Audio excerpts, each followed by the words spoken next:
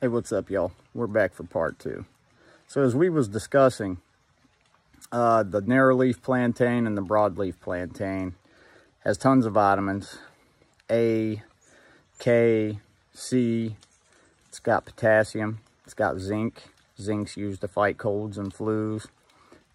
It's really a great survival food, and probably one of the best we've discussed as far as ease of access, because it grows on every continent except Antarctica.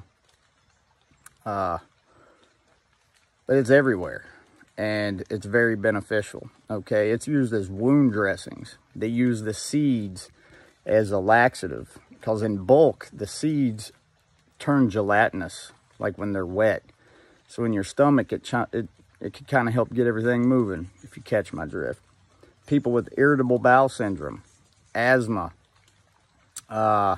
stings, like taking a leaf, a nice fresh young leaf, and rolling it up in your hands and rubbing it on the wound, you know, that's supposed to be great for stings. Cuts help to stop bleeding.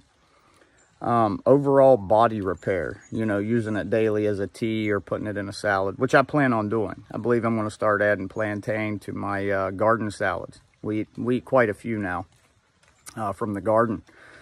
So I'm going to add that, a little bit of clover top sprinkled on. Probably make for a pretty good and nutritious salad. Let me think, am I missing anything? Oh yes, they use compounds of this and extracts of the plantain as an antibacterial. You know, I don't think a whole lot of solid studies have been done, but something that has been used and has helped for thousands of years, why not? It's loaded with nutrients and vitamins. Like I said, one of the best trail snacks, trail foods that you could come by.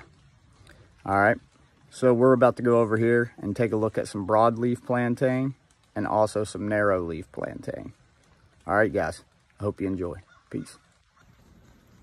All right, folks, we're back at it. I was wanting to show you real quick before I showed you the plantain. This here is white clover. And again, you could take these little petals off the top, sprinkle them on a salad, and very nutritious. All right, now up here we've got narrow leaf plantain, and I know you've seen these growing in your yard. This is it right here, narrow leaf plantain. So these smaller, fresher, younger leaves here, they would be the ones I picked. The older ones, the big ones like this, like the ones browning here, this one, they're a little bitter and a little tough. But if you cook them down like a spinach, add whatever you like to it to make it taste good, add it to a salad, it'd be just fine. All right, so let's stroll on down here. Down here where the sunlight hits my sidewalk a little better, you get the broadleaf plantain, which, as you can see here, all of these oval shaped leaves going down the sidewalk, that's all broadleaf plantain. Now that's enough for a couple good salads or additions to salads.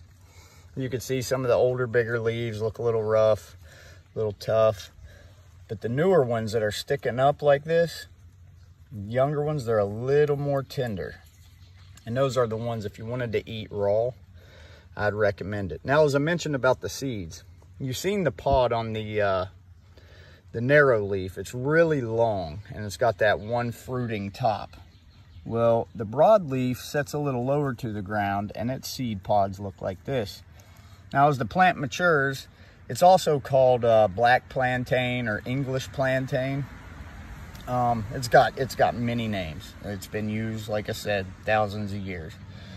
This will start to darken brown, almost a black color, and these pods will open up, exposing two seeds that will fall out onto the ground, and that's how it reproduces. However, if you wanted to harvest those seeds in bulk, like I said, you can make wound dressings out of them to kind of thicken up the blood, help clot the blood up, small wounds, you know. You could also use them as a laxative, as I mentioned, but you kind of need to harvest them in bulk. And honestly, that sounds like a whole lot of work for me. But I am going to start adding these fresh leaves to our salads here. Well, guys, I hope you enjoyed that, and I hope you understand what the broadleaf plantain looks like. And also this fella right here. This one don't have the big top because I weed eated about a week and a half ago, and the tops are missing on the ones by the sidewalk. But this is also narrow leaf plantain. Very closely related, just a little bit different, but both have all the same benefits. All right, guys, I hope you enjoy that tidbit. Peace out.